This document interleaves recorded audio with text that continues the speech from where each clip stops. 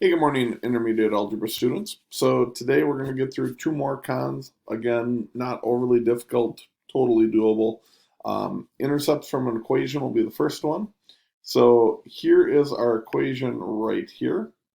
And we need to fill in the y-intercept and the x-intercept. Well, first of all, for the y-intercept, if you think about it, the x-coordinate on any y-intercept, when it crosses the y-axis, your x-coordinate is 0.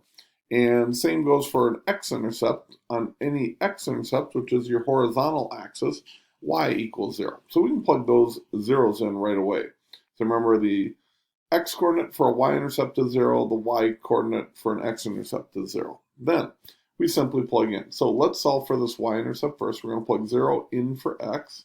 So to do that, for our y-intercept, we'll plug 0 in for x, and then we just solve. 0 plus 1 is 1. 2 times 1 is 2. Subtract 5 from both sides, we get y equals negative 3. It's just that easy. The x-intercept, let's do that one. So on the x-intercept, we plug 0 in for y.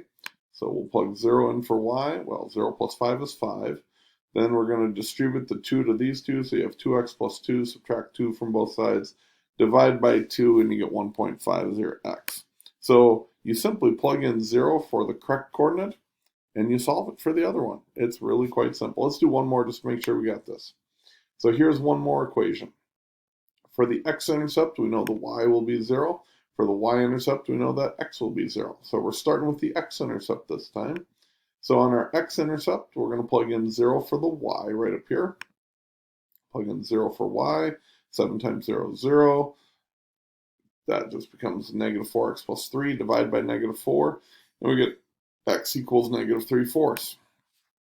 Just that easy. Let's do the y.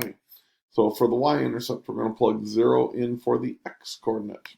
As we do that, plug 0 in for the x-coordinate, becomes 0, so 7y equals 3. Divide both sides by 7, and we get y equals 3/7.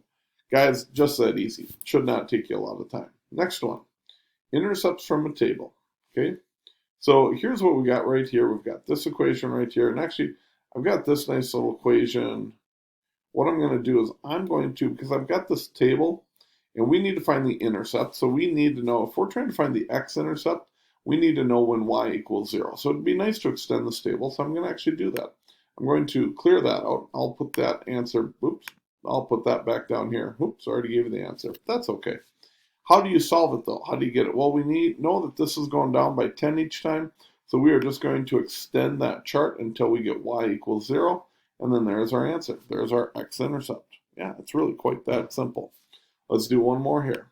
Okay, so here's our table, our answer right here. This one asked for, I got covered up, I apologize. This one actually asked for what is the y-intercept. So I've got that down here. I shifted it from here to down here. And then I'm going to redo the problem with this one is here we know that for the y-intercept, x will equal 0. And that's up here somewhere. So I'm going to just redraw this graph right here. I'm going to just redraw that graph, and then I'm going to extend it upwards till we get the x equals 0.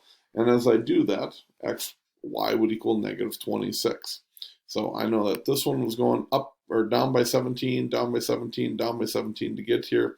This one's going up 13, up 13, up 13. So 13 more from there would be negative 26. And there's our answer. Guys, that's how you do your intercepts from a table. That's how you do your intercepts from an equation. Have a great day. Bye-bye.